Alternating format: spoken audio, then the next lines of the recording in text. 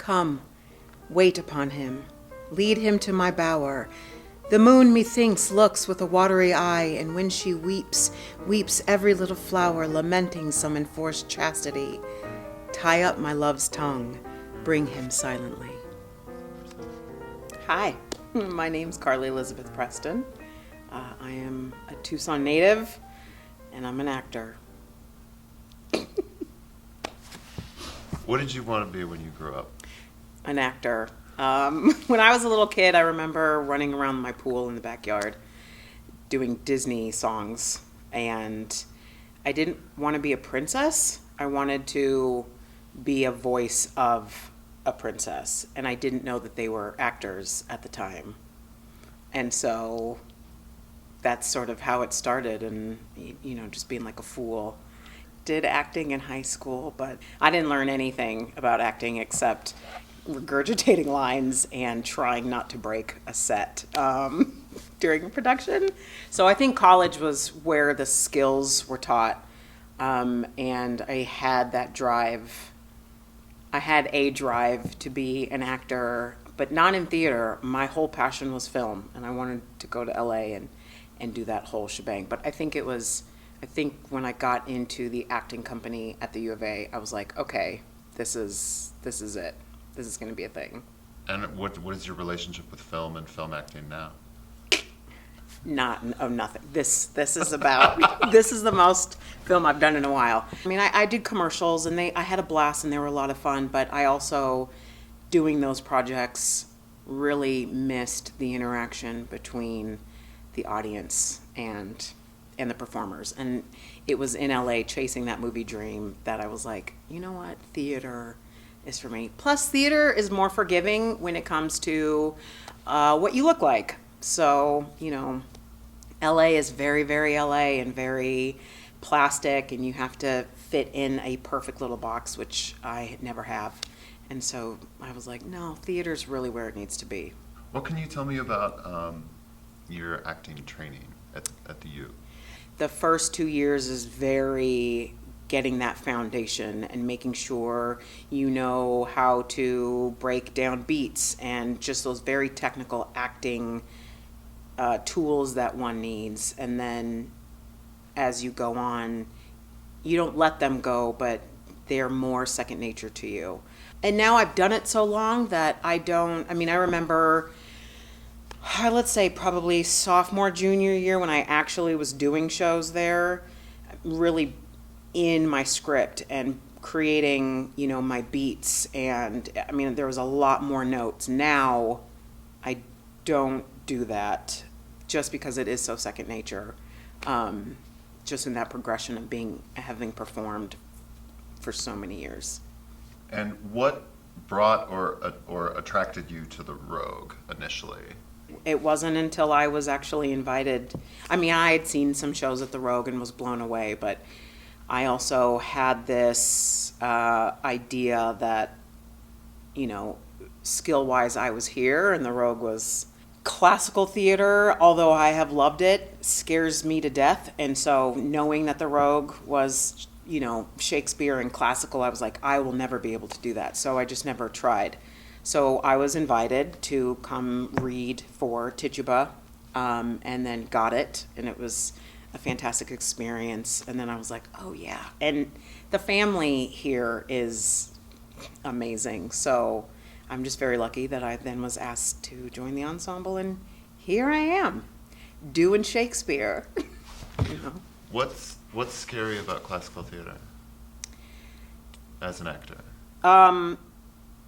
The language for me, the poetry of it, again, that technical aspect of the poetry, whether I wasn't that great in school or just the education wasn't as thorough, it is something that I feel doesn't hinder me, but it's a challenge, which is great, but it's also scary. In ensembles, sometimes we always have a Talking Good with Joe, and Joe will bring out, a poem, and my heart immediately just starts beating in my anxiety, just because I don't know poetry as well as I assume every amazing classical actor does. But at the end of the day, we figure out what we're saying, and then it's just bringing this person to life, and they're a real person. What do you think you bring to the ensemble that might be unique to you?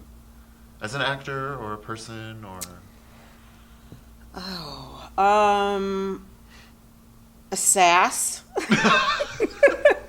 No, I think I bring a certain strength and emotional maturity. I've had some life stuff that has happened, so I think I can tap into that really hard, raw emotionalness that for other actors might be more difficult. I also, I am the only person of color on the ensemble, so I bring that history to things, and yeah, and sass and attitude, and big hair. Being a part of the ensemble has taught me, I don't want to say not to be afraid because I still get scared, but that those pieces and those characters and that language that I always think are out of my reach are not out of my reach. And it has helped me grow, and I will continue to grow because it is a challenge. Every show has brought its own challenge, whether it's a Shakespeare, whether it's a modern piece. There's been something about it that has pushed me to work harder, go further, do things that I have never done before. This is the first theater company where we make our own sounds, or that the set or props is just stripped to almost bareness, and creating that world within us and as an ensemble. I've never had to do that before. And so it's a challenge, and it's awesome, and I love it, and I can do it. So trust in my skills and my training and my ability that I think the Rogue has given me. Can I ask you what it's like being a person of color in theater in general right now? Yeah, it's interesting. Summer of 2020, when everything happened, I had a lot of white people like reach out to me and, how are you doing? And, and there's been sort of this reckoning, but it's been interesting because I live in both worlds, but I present white.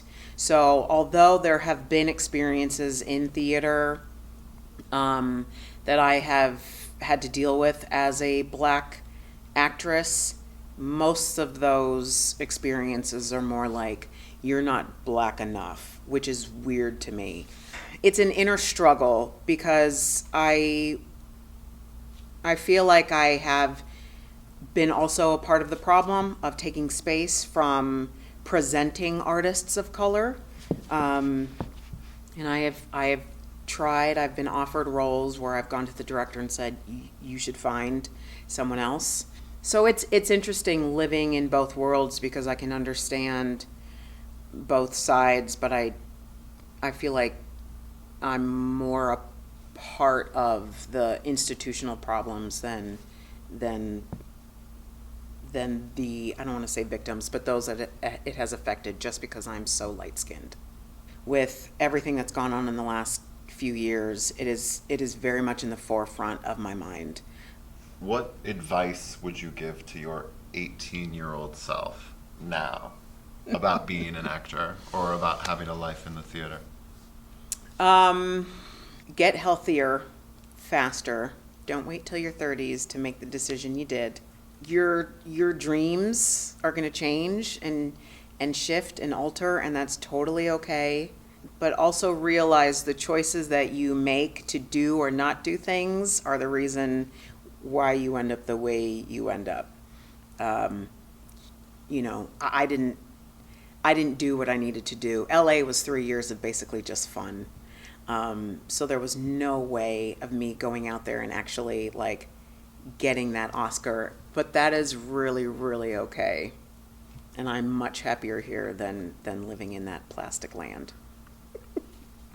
As an actor, do you have like a favorite note or direction, or even a least favorite note or direction that you've ever been given? Something that stayed with you?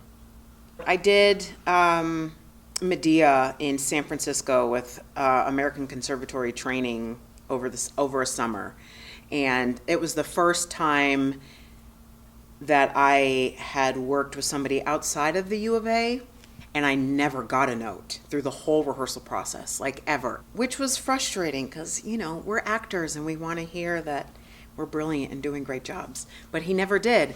And I remember after the performance, he came up to me and he said, "You were my favorite." And I was shocked. And he said, "I don't give actors positive feedback because as soon as I do, they change whatever was positive."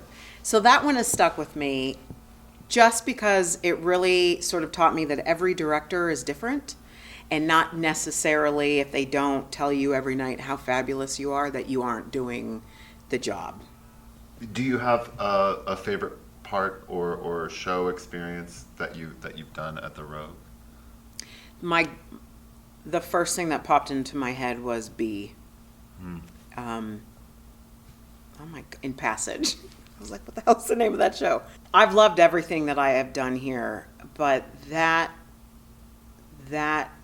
production and that story hit hard, and what that character went through, and it was brilliantly told, and just so incredibly timely still. And so I love being a part of shows that raise a mirror to the society that we live in without crashing that mirror over our audience's heads. And I think that show did that beautifully. Is there a part that you've done here or elsewhere that you feel like you could have done a better job with in hindsight that you maybe would like to take another crack at? All of them. All of them. I don't think I've ever had a role where once it's done, I'm like, that was it. That was perfect. What's a role you're dying to play that you haven't yet? Martha from Who's Afraid of Virginia Woolf. Yes. That's number one on the bucket list. Do you have a favorite production of that you've seen, or? What's the film? Who was in the film? Who was that? Elizabeth Taylor? I think that's the only one I've seen. So ask me that question after I've done it, and I'll tell you. As an ensemble member, what is it like being a sponsored actor?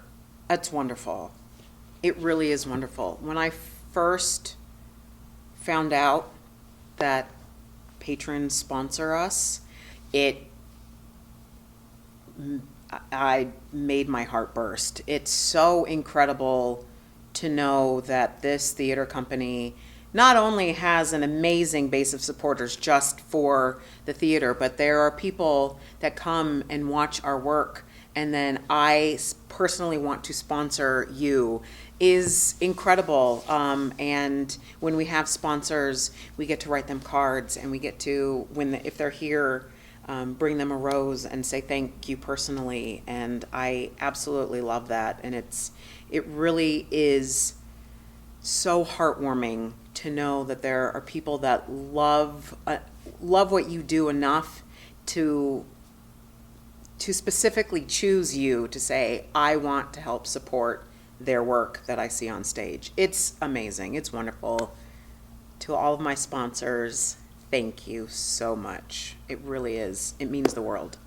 Do you have any favorite or funny memories of interacting with the Rogue audience? It's funny when we do shows where there's direct, what do we call that? Direct address. Thank you. Direct address to the audience. Some audience members are really into it. And I've had some audience members, God, what? I think it must have been 12th night. Was it 12th night? I don't remember. I did a direct address to a gentleman in the front row, and I remember he just just shook his head. He was like, don't talk to me, don't. And he like looked away. And I totally get it, because even when I'm in the audience and that happens, I'm like, oh God, am I supposed to respond? But it's, and it's different every night. So it's fun. It's challenging. A note that I always used to get was stop looking at the audience, because I love... You do that. I know I do. I love watching the audience. I don't know if that's a habit that will ever be broken from me. I don't know why. It's because I get energy from the audience, but I do watch the audience. But now then there's times when there's direct address, when I actually have to look at somebody in the eye. It's also sort of terrifying, because I feel like I'm going to forget what I'm going to say, especially if they react. But it's been fun and challenging. But, I'm going to look at you, especially if I'm in the background and it's kind of dark. I watch the audience. I love it. I can't help it.